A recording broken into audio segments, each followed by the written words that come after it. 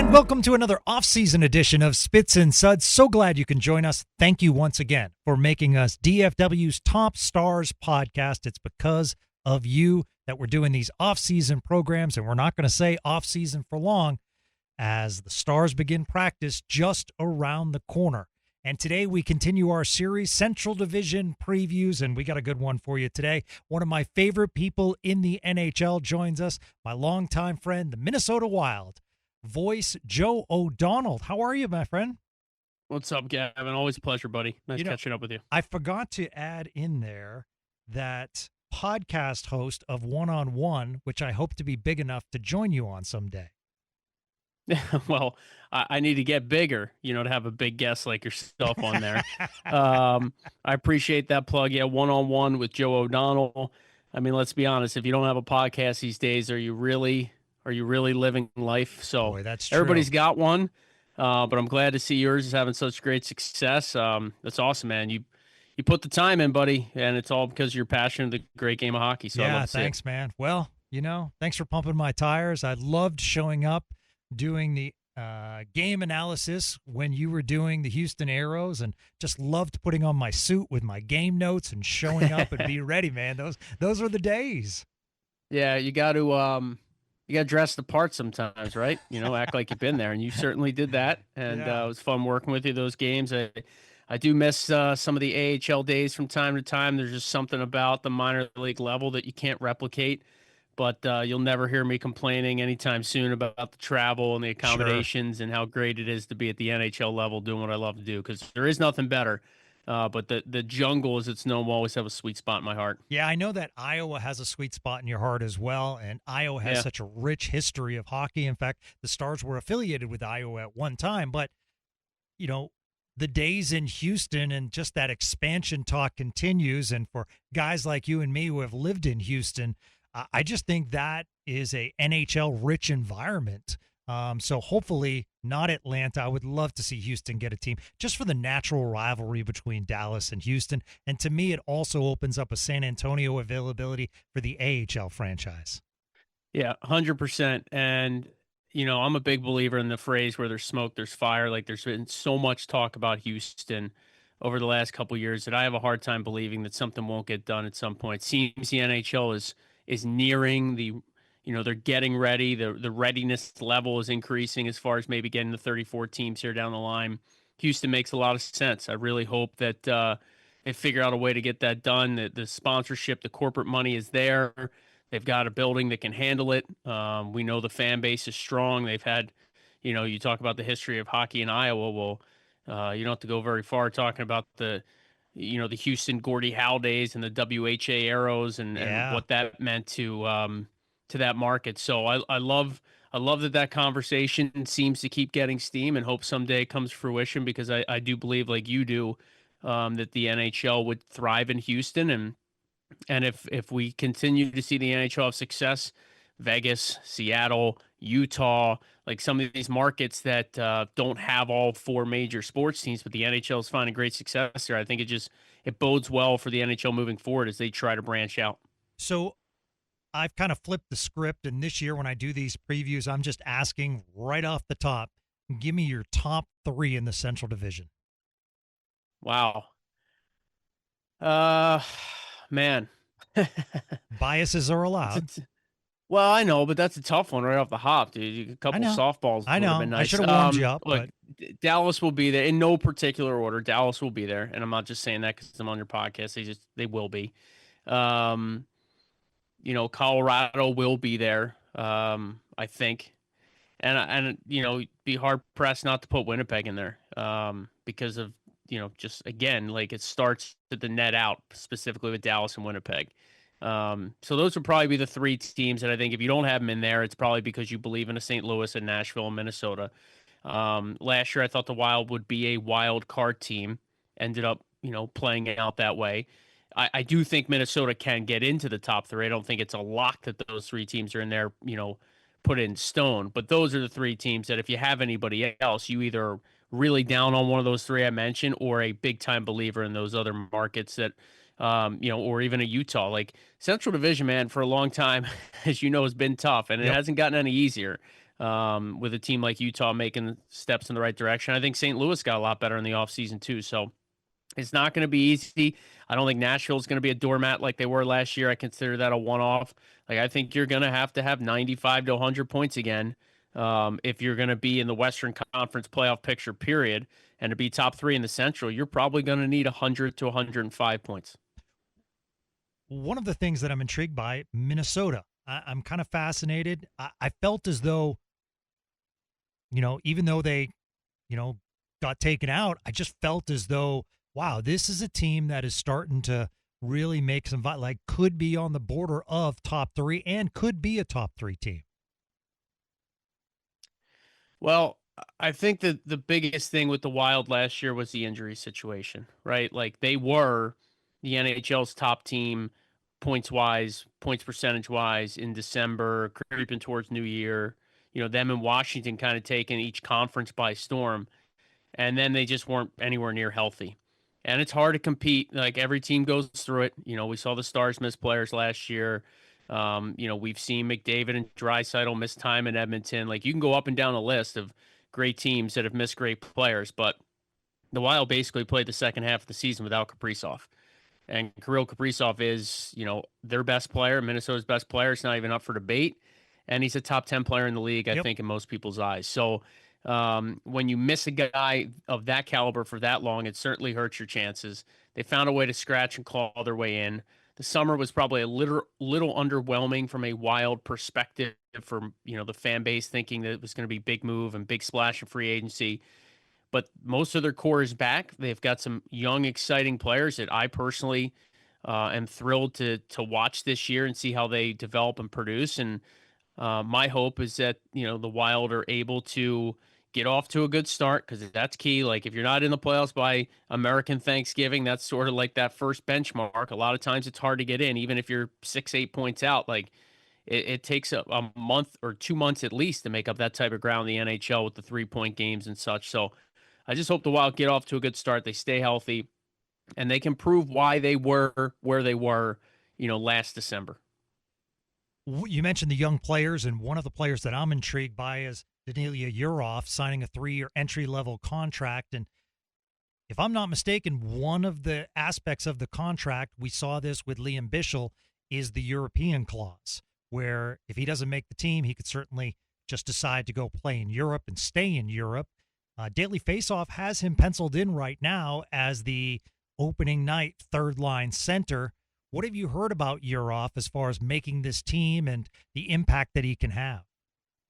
Yeah, I was pretty much told the same thing months back, is that, kind of when he signs, if and when he signs, like, he's probably not going to Iowa, right? I mean, if he does, it would be sort of a change of heart from everything I've gathered. Like, the ink says essentially to say, kind of put it the way you did, which is like, it's an out clause, right? He'll go right back to Russia if things don't work out in the NHL. And that's, for somebody who spent so many years in the American Hockey League, and I just listened to the Spit and Chicklets podcast with Zenon Konopka a couple weeks back, who spent a ton of time in the minors and, really fought his way to the NHL. And he was talking about how Getzlaf and Perry, 2 Hall of Fame players for the Anaheim Ducks, spend time in the minors, because Brian Burke believed that guys need to spend time in the minors. So I'm biased to the minors. I know what it can do to a player. It can weed out the guys that don't want it. It can really make you, love the game, or force you to love the game to get to where you want to be. But that's just not the way it is anymore. I mean, guys are handed things, or handed contracts that players 20 years ago would have died for, that had way more experience than, some of these guys are getting large ticket deals and long-term extensions now. It's just changed. Everything's changed. So the way people do things, the way the organizations operate, the resources for the players, the way the agents are involved, it's all changed. So that's a long-winded way of saying, yes, I believe that if Danila Yurov struggles at all, or doesn't make Minnesota out of camp, or isn't playing enough, he's most likely going to the KHL. That's what I've heard.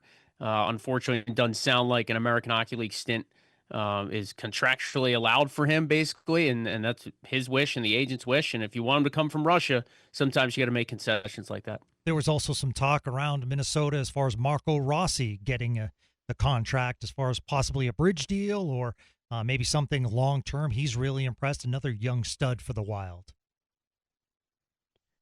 Yeah, I mean, it is I think it's a very friendly deal for both sides. In fact, when I saw it, kind of come across as official news, I was pretty pumped because I think it works out for both parties. You know, the way things ended with Marco Rossi at the end of last season might overshadow just how good of a year he had from the regular season perspective. Getting fourth line minutes in the playoff series against the Vegas Golden Knights probably left a sour taste in his mouth, made a lot of people wonder what was going on, had the media speculating, the fan base wondering what's up. I think this offseason and now coming into training camp, it's a fresh start for Rossi, to prove again that he's between a 20 and 30 goal guy, maybe more than that, but certainly he's had two really good offensive years after struggling to find his footing initially, turning pro at the NHL level. Like, it's a hard game.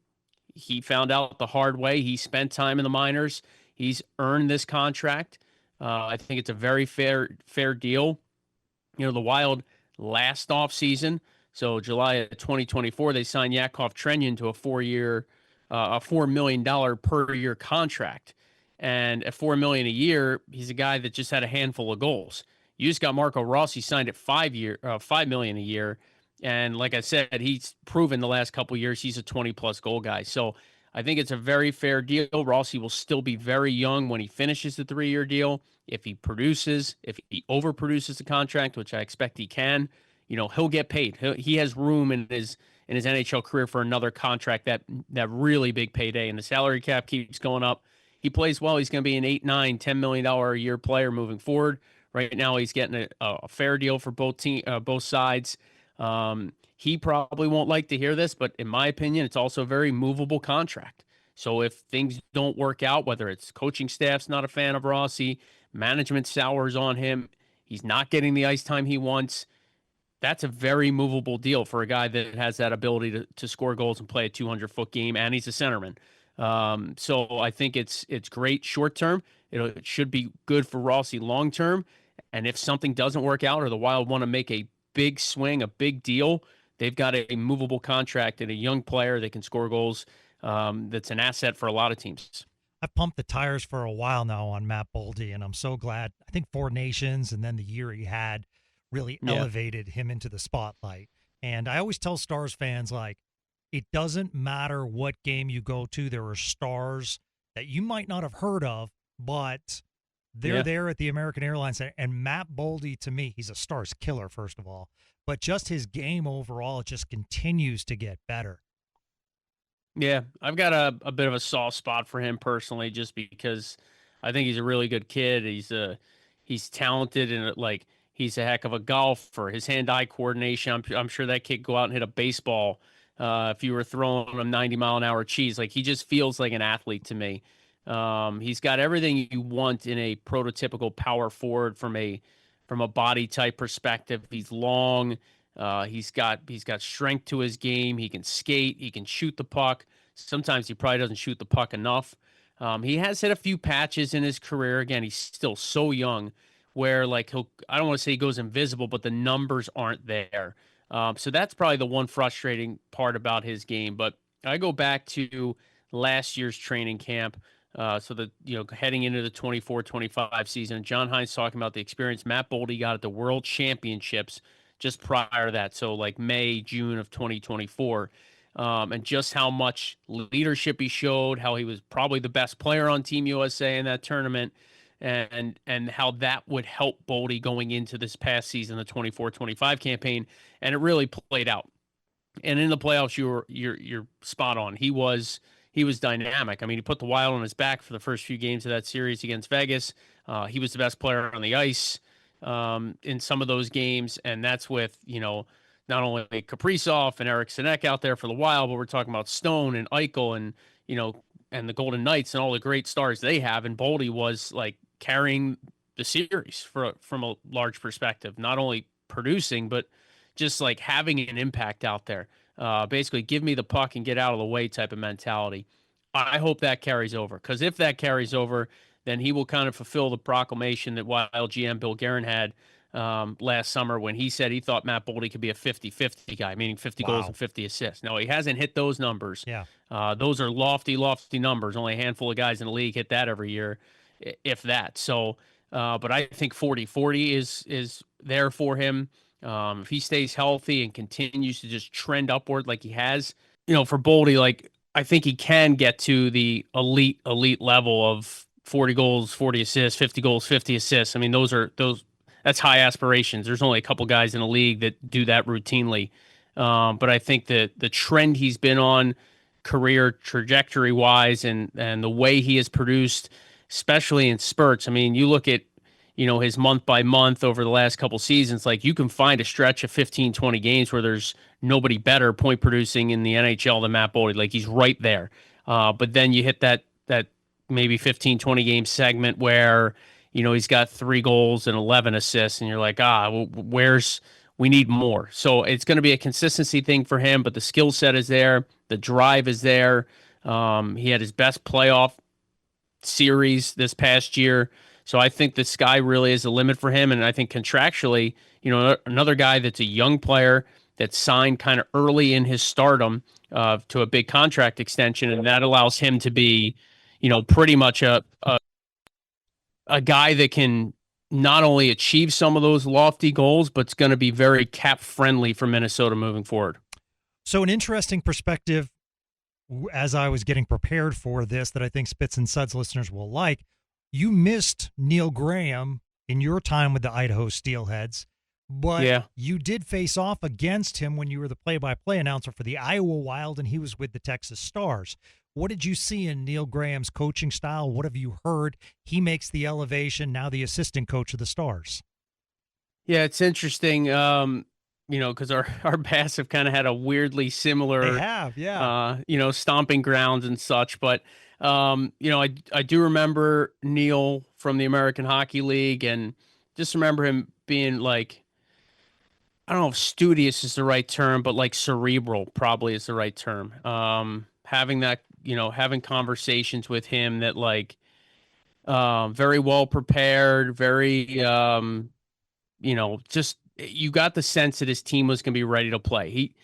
Again, I'm not in the locker room. I'm not able to get the pregame speech stuff. So I don't know if he's a rah-rah type of guy or if he's X's and O's per se. Like if I had to guess, I would lean that way. And as an assistant coach, like you got to have a good pulse on the players and you got to also obviously put in that behind the scenes grinded out work. Like assistant coach jobs and video coach jobs in the NHL are not very glamorous. You're on the ice late with the guys. You're doing a ton of video work behind the scenes. You're, Jack Capuano of the Wild, every time we get on the bus, 10 minutes after a game, Cappy is sitting there in the second or third row. He's got his laptop open. It doesn't matter if the team's won 10 in a row, lost 5 in a row, won 7-1, lost in the shootout. Like every time I get on the bus, I see that guy. He's got his laptop open. He's watching film. Like that to me is what an NHL assistant coach is all about. A lot of work behind the scenes, helping with the meetings. But I think again, like a new coaching staff there is certainly a big change. But I know Glenn Gulletson pretty well. I've crossed paths with Neil Graham. I think it's an interesting kind of fresh look for the Stars and their fan base, and it'll be interesting to see where it goes. Well, one of the things they've preached, Gully specifically, over and over again in interviews is we're going to be more physical. And he doesn't necessarily mean dropping the mitts, but what he's talking about is being better at the forecheck, taking players away in the corners, like winning puck battles. So I guess my question is, for all the Stars games that you've called for the Wild, is that something that you saw under Pete DeBoer's system that was kind of lacking? And how do you think that it'll affect this Stars team? Well, I'm glad you asked that because as you were starting the question, the first thing I was going to do is going to turn it back around on you and ask you if you thought it was something was lacking, because I never working or watching or calling, whatever you want to say, from a Wild perspective, a Minnesota Wild Dallas Stars game, did I feel like the Stars were soft or didn't check well. Now, with that said, we when you watch them play, especially under DeBoer, you knew it was going to be a defensive-minded game, but also a track meet game, like at the same time. Like, yes, they want to check, they want to get the puck, and they want to go and force you to defend. But again, that's not rocket science these days. Like if you talk to any NHL team, their coach, about their system, or talk to a coach, like they're going to want to, nobody likes defending, especially not the skill guys. So it's interesting that you phrase it like that, that Gully's MO early, or at least what he's hammering to the media, is like, being more physical. That, you're right. That could mean a number of things. So I'll be interested to see that, whether it comes to fruition in the preseason or not. We get a couple of looks at the Stars, or if it's something that takes some time into the year, which again, with the new coaching staff, you always have to kind of wonder, when will the team get it, right? When will the players adjust? When will the players fully lock into the system? I mean, Pete DeBoer had been there for a couple of years, and they were pretty dialed in, the Dallas Stars. So you never thought it was a soft night when you were playing the Stars. So I'll be interested to see how that plays out with Gulletson and his staff. Gully's been on the bench in Edmonton for a few years now. If you want to talk about a team that maybe was soft at times checking, you could say that was the Oilers, right? Like their skill guys were their skill guys, but could they put it together? Well, they finally did the last couple of years. They finally bought into the 200-foot game, and you got to defend if you want to eventually spend time in the O-zone. So that's interesting to hear that from him. I'll be keeping my eye on that during the matchups and early portion of the season to see how Dallas is defending, and if there is a difference there, like a tangible difference in the physicality that the Stars play with. Well, in all your years in broadcasting, if it's brought up once, then it's like, okay. But I mean, it's brought up in the opening press conference, and then over and over again. And then you look at the acquisitions of Radek Faksa returning to Dallas, Nathan Bastian, a late signing, who's certainly a physical force on the ice. So to answer your question, Joe, I think it was more of a lack of versatility, where I felt as though if you played the Stars and you could shut down that track meet or slow it down, and then you could break through and you could put pressure with the forecheck on that Stars defenseman, I just felt as though the Stars didn't have the versatility to say, okay, we're going to win it this way. This is not our MO, but we're going to win. And I think when I look at, like the Stanley Cup winner, Florida, they can beat you with defense. They can beat you with goaltending. They can outscore you. They can beat you physicality-wise. Just a more versatile team. Yeah, you've got to win in multiple ways. I think you said that great, or summed it up well, Gavin. Is like, if you're a one-trick pony, at some point it comes back to bite you. If you're a one-line team, at some point it comes back to haunt you. So, it's if Glenn Gulletson poured over the Dallas Stars personnel and video and systems, and having coached against them for years, and maybe look, there's a good chance that they were in that Edmonton Oilers coaching room during various meetings going, hey, we know how to beat this team. Here's what we do, X, Y, and Z. And then when you take over that team, very easy for you to go, I know how we coached against them. Let's kind of safeguard against this by switching, this part of the system, or instilling this type of messaging to the team, so that they are better versed to handle a shutdown team, or a team that really tries to take away what the Stars do best. So that's interesting, because, all these coaches, they have the scouting report on their opponent. They know it inside and out. Whenever we get a chance to talk to John Hines for a game, I will always kind of ask him for a crash course refresher on how a certain team plays. And most times, like before he gives the answer, I can kind of be like, hey, last time we were here, I remember you talking about the forecheck is done this way as opposed to, 2-1-2 or whatever. So you can kind of get like a feel for what the coaches think about a certain team as you spend more time around them. But the MO is out there for every team. The video doesn't lie. The head-to-head meetings, you take things from that. So kind of unique, not unique, but interesting to see how a guy that spent time coaching against Dallas for years now comes in, wants to put his own stamp on things and kind of shake it up. I think the other interesting coaching aspect was Jim Nill in the opening press conference, or, talked about that all of a sudden Nazar Dean, he's still under contract, and everyone's like, oh, wow. Is he going to be the next coach? Is he going to get the opportunity? Then Neil Graham was talked about. But, I did these deep dives on podcasts about candidates, and I was fascinated at and it's a Minnesota Wild connection. You mentioned John Hines, the connection between Hines and Nazar Dean going all the way back to Scranton in the AHL. Nazar Dean as a player, Hines sees his mindset and how good of a mindset and leader he can be. and not only has him coach in Scranton, but takes him to New Jersey. Those two were quite the pair for a while. Yeah, that's an interesting connection there. Um, and again, hockey is a small world. It's a small circle, as you know, sometimes almost to a fault with retreads and rehires. And, but I will often look in those circles when when a job's open, right? So the Wild Sure. let Dean Evison go, November of the 23-24 season. And, where's Bill Guerin been before? Who's he tight with? Who did he play with? Who did he play for as a coach? And, sometimes you can kind of almost predict which way an organization might go based on who's in charge and what their connections are. Um, and I think when you look at it from that perspective, like you want to be comfortable with somebody, right? Like it's hard, especially mid-season, if you're bringing somebody in to have it be a complete unknown. What's this guy like? What makes him tick?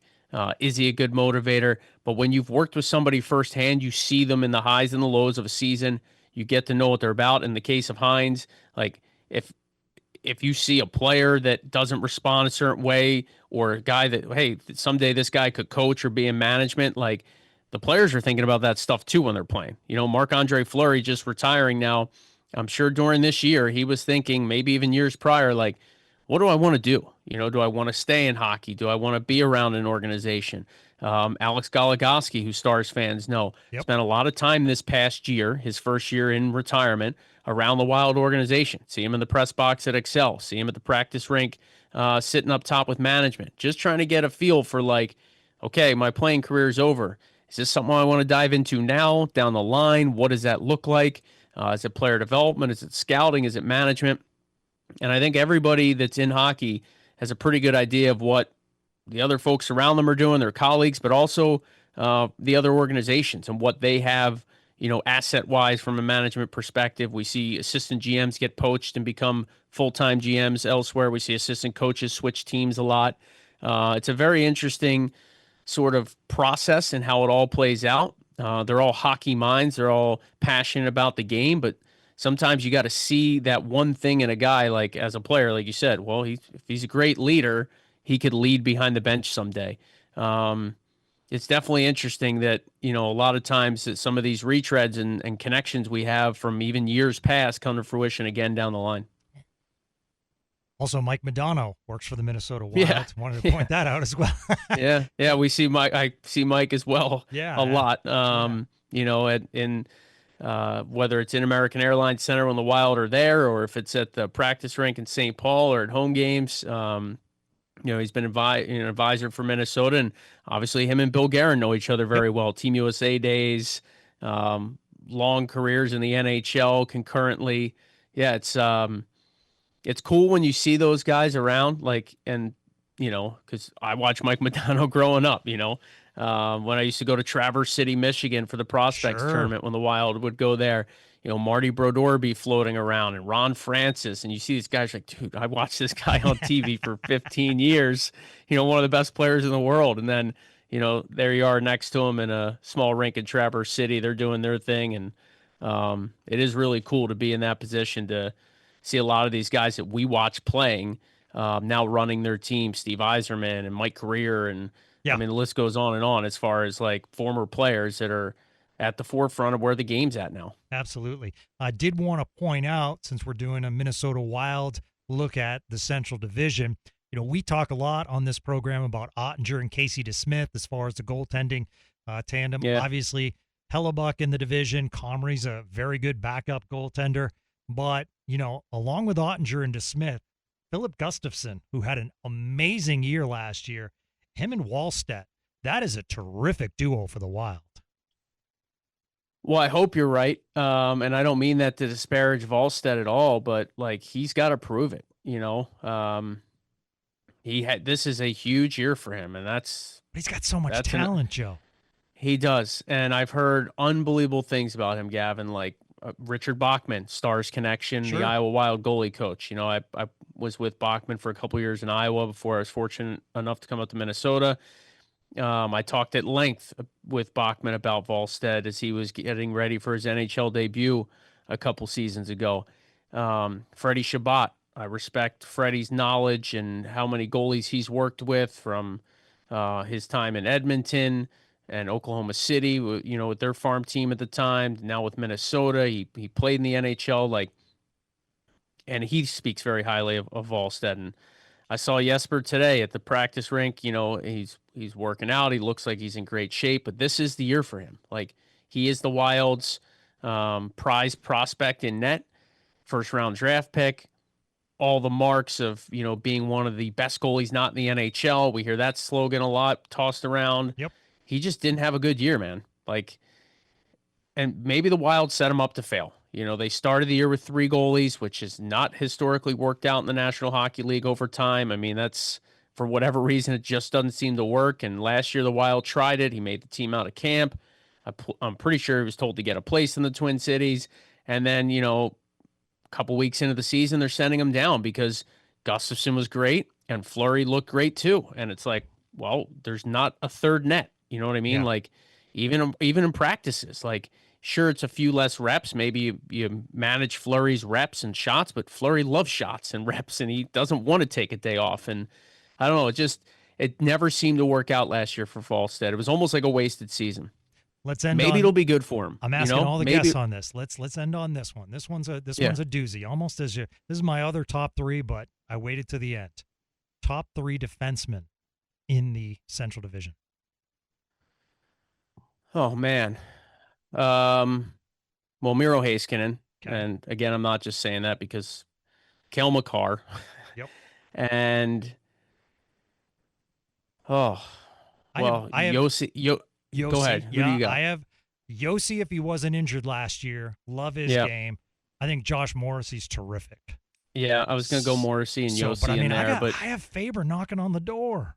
Yeah, and I was going to say you can't forget about Fabes here in Minnesota, and he's not there yet, and he might not ever get there, but the analytical comps and all the talk about Zeev Buyum, like, he is an exciting player for the Wild. I don't know if it'll be this year or next year, but if in 3 to 5 years you're even thinking about putting Buyum in the best defenseman in the Central Division, the Wild could have a really good-looking, crop of young players coming through, and he's a big part of it, as you look towards the future. So, Faber's definitely, should be considered. He's probably not a household name quite yet, like the McCarrs of the world. I mean, you can even throw Devon Taves in there for Colorado. Yeah, he's still terrific. good. Yep. But yeah, it's a division that there's just not many easy nights. It starts with the goaltenders. We talked about Hellebuck and Ottinger and Gustafsson, but UC Saros is looking for a bounce back year in Nashville. Bennington's won a Stanley Cup. I mean, it's a gauntlet in the Central Division most nights, and it starts because of the good defensive play and the solid goaltenders. Well, thank you so much for joining us. For our Spits and Suds listeners that don't know, I've known Joe for a long time, and so I want to pump his tires for a second. We talk about players fighting to get in the NHL. You did it on the broadcast level. You certainly, whether it's the Idaho Steelheads to the Houston Aeros, moving your family to Iowa, doing the Iowa Wild and getting the call up a few years ago, it's so well-deserved. I'm so glad that everyone's happy with you in Minnesota. You call an amazing game. Thank you so much, for, as always, for joining us. Can't wait to grab a Frosty with you when you're in town. Yeah, you're the man. Thanks, buddy. I appreciate that. It's always a pleasure. And, man, it's hockey season again, huh? Yeah, let's do it. See you before you know it, my friend. Thanks as always for having me. Absolutely. That's Joe O'Donnell, the voice of the Minnesota Wild. That's going to do it for another edition of Spits and Suds. Colorado preview tomorrow. The Avs looking good. We'll dive into it right here on Spits and Suds. Until then, have a great day, everyone.